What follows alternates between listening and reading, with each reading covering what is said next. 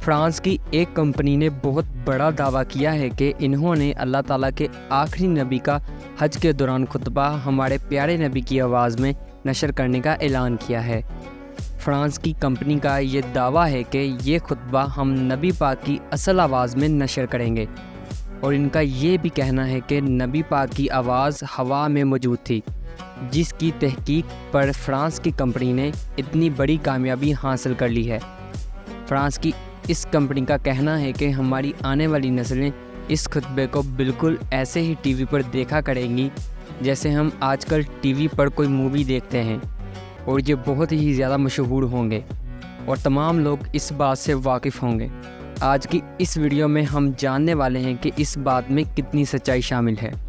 کیا واقعی ہمارے پیارے نبی کی اصل آواز کو سنا جا سکتا ہے؟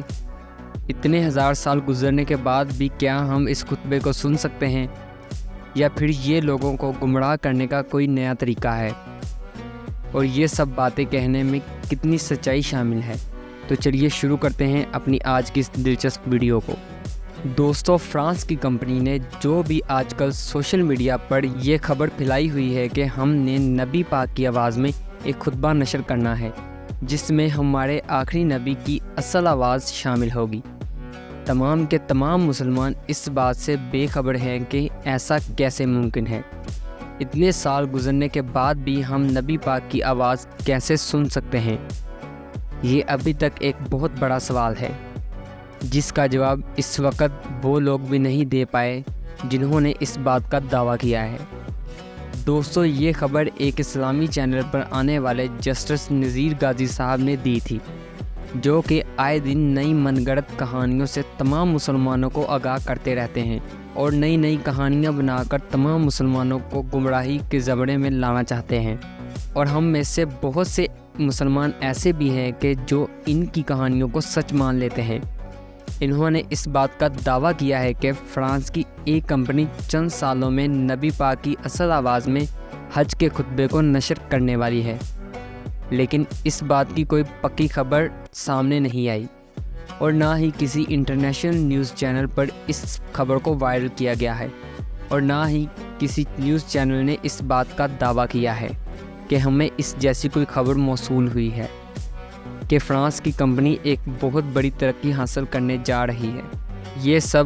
خبریں بالکل بے بنیاد ہیں۔ ہم یہ بات اچھے سے جانتے ہیں کہ سائنس نے سچ میں بہت ہی زیادہ ترقی کر لی ہے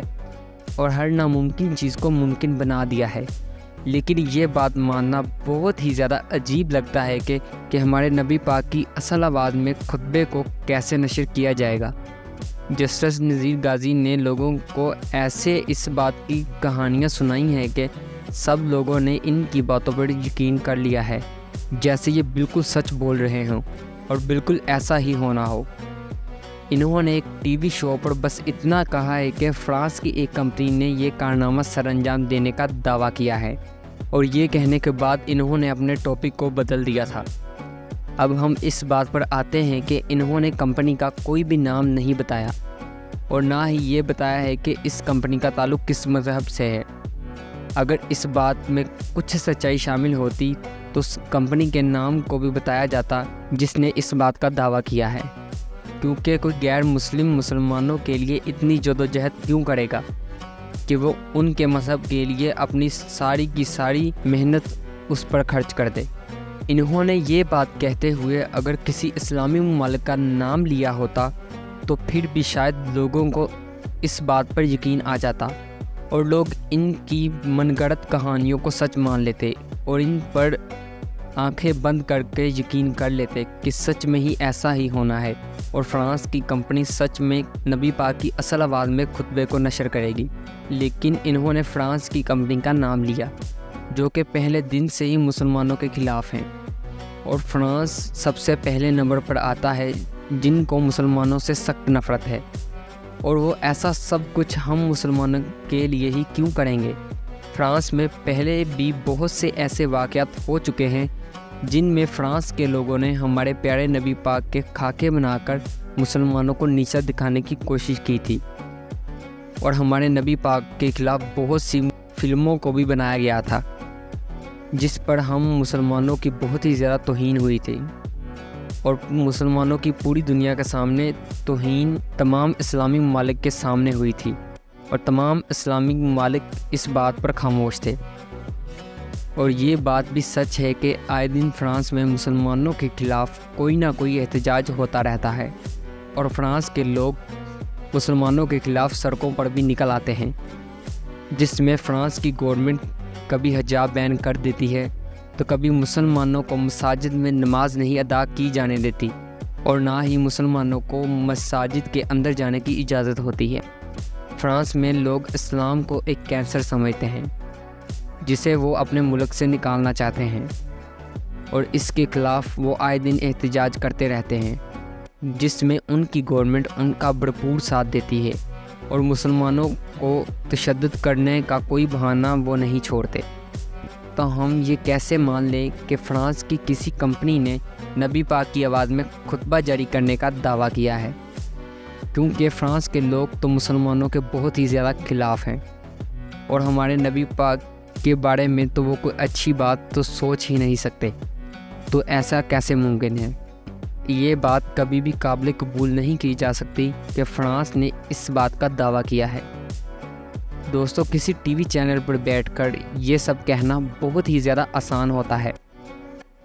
لیکن جب ہم اس بات کے اصل حقائق کو جاننے کی کوشش کرتے ہیں تو ہمیں اس بارے میں تھوڑا سا بھی سچ دکھائی نہیں دیتا، کیونکہ ایسا تو ممکن ہی نہیں ہے۔